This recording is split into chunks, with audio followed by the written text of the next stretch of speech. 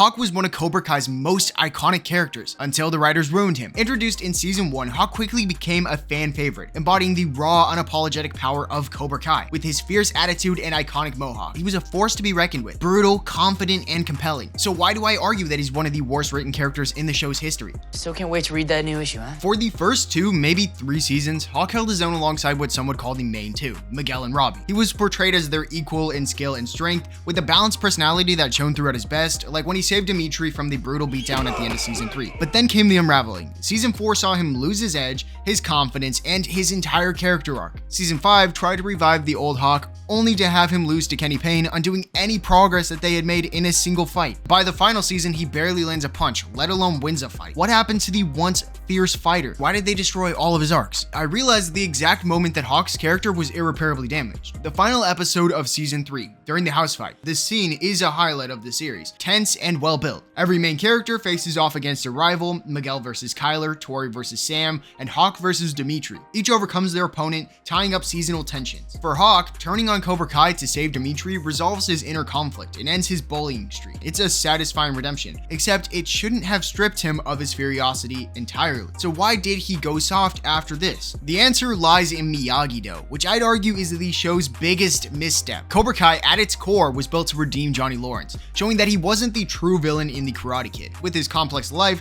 shaped by a rough past and his ruthless mentor Kreese, while Daniel, let's be honest, was just kicking him when he was down. The series gave Johnny a shot to prove that he could be a good sensei with his own style, gritty, practical, not some mystical personality overhaul. But the writers forgot this is Cobra Kai, not Miyagi-Do. They constantly shame Johnny's methods, painting Cobra Kai as inherently evil instead of just a different approach to karate. When Hawk joins Miyagi-Do, he's forced to ditch his aggression, his confidence, and for lack of a better word, swagger, reduced to a passive, block and dodge Do character, a far cry from the Hawk that we loved. That season 3 fight didn't just resolve his arc.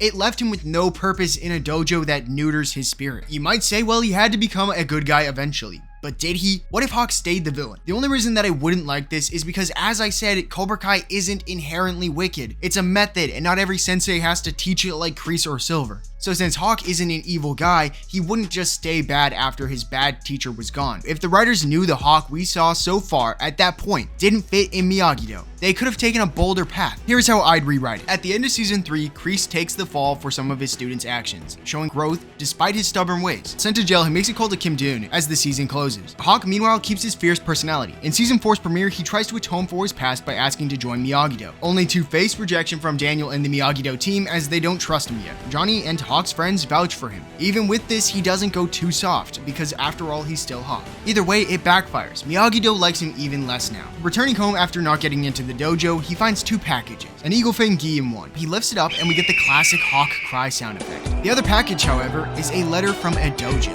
named the Iron Dragons, complete with their logo. After this, he would leave the valley. We would see small clips of what Hawk was doing at the end of each episode. The rest of season 4 shifts focus to Eagle Fang and Miyagi-Do teaming up against Kim Doon, who takes over Cobra Kai in Kreese's absence, bringing her students including Quan. The plot echoes the original season 4, blending in some season 5 elements. However, Miguel doesn't get injured in the tournament. Dimitri rises as a top fighter, which is what earns him the spot in the Sekai Taikai. Robbie wins the tournament for this season, and Kenny beats Dimitri, not Hawk, in that terrible season 5 fight. The season ends with Dimitri joking that Hawk's missing everything, cutting to Hawk at the Iron Dragon's dojo where he's sparring with Axel, taking him down with a swift kick to the head. A figure steps from the shadows clapping, as it's revealed to be Terry Silver's first appearance in the show, who is Hawk's new sensei, naming him the dojo's Sekai Taikai captain. The 5th and final season centers on the Sekai Taikai. Now, I actually really like how they ended season 6, but it had so much filler and unnecessary plots. Most of the season would go the same as it did, but this time Eagle Fang and Miyagi-Do would both qualify separately, skipping the tired Johnny versus Daniel rehash. The captains would be Miguel and Tori for Eagle Fang, with Robbie and Sam for Miyagi-Do. Meanwhile, Johnny learns of his old Cobra Kai friend Dutch's death, rest in peace to Chad McQueen, and goes to the funeral, where locals make rude comments about Dutch, saying that he was a bully. Before Johnny can defend him, Dutch's wife steps in, saying that Cobra Kai's bad rep ruined his chance at redemption. Johnny is clearly upset by this event. Later, like in the show, Stingray pitches a better Cobra Kai, inspiring Johnny to reclaim the name not as a villain, but as a force for good. At the Sekai Taikai, Hawk returns with a neon green mohawk, faster and fiercer than ever, demolishing an opponent. His friends, nervous at at his intensity, are surprised by his warm reunion with them, until they spot Silver as his sensei, sparking the season's conflict as Hawk is originally unsure about his sensei's evil intent. However, Silver's grown more ruthless through the years, his students mirroring his brutality. Kreese, hearing of Silver's return, escapes from prison, inviting Kim Ji-yoon and her students, including Kwon, to Barcelona to intervene behind the scenes. The Sekisekai begins. Axel, Hawk's Iron Dragon's rival, injures Dimitri and Penny in a fight, landing them in the ICU. The doctors say that they'll make a recovery, but not in time for the tournament. Furious, Hawk ditches Silver, joining Miyagi-Do to finish the tournament. Only Hawk, Robbie, and Sam win their fights in the next round, so Miyagi-Do loses overall. Cobra Kai steps up, taking Hawk and Robbie, replacing Kenny and Bert. They dominate for the rest of the tournament, until just as in the original series, Robbie fights Axel, and a large fight breaks out. The locals from Dutch's funeral watch the tournament in a bar. They watch as Axel takes on Kwon, who gets a good hit in to start the fight. But when Axel falls, a knife lands in front of him. He looks up to see that it is actually Silver who dropped it. Axel stands running at Kwon with the knife, but Kwon is able to grab it out of Axel's hand, only for his next kick to be blocked and him to land on the knife. Again, everyone stops, shocked as Daniel rolls over Kwon's body,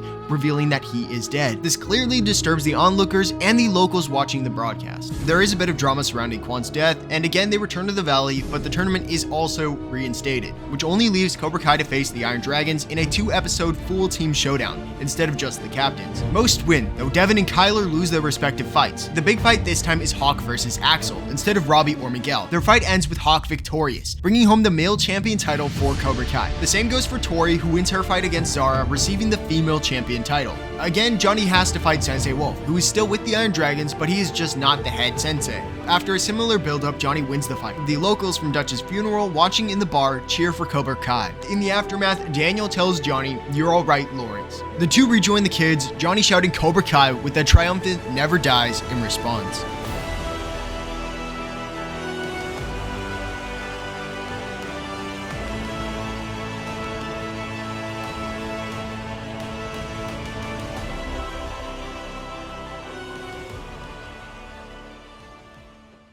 That's my take on Hawk. And yeah, I kind of rewrote the whole show, although this video only talks about what Hawk would really do, but in reality, it would be played down a lot more, and the other characters would still be more main than he is. I really didn't mind how they ended Cobra Kai. I just always felt myself hoping that Hawk would do something, and he never did. I think my version delivers better arcs in fewer seasons, making every character's moment hit harder, like Silver's reveal, Hawk's journey, Johnny's redemption. It's all tighter and more exciting. But did the writers butcher Hawk? Was my version better? Drop your thoughts below. Either way though, thank you guys so much for watching, and I will see you guys in the next one. Bye.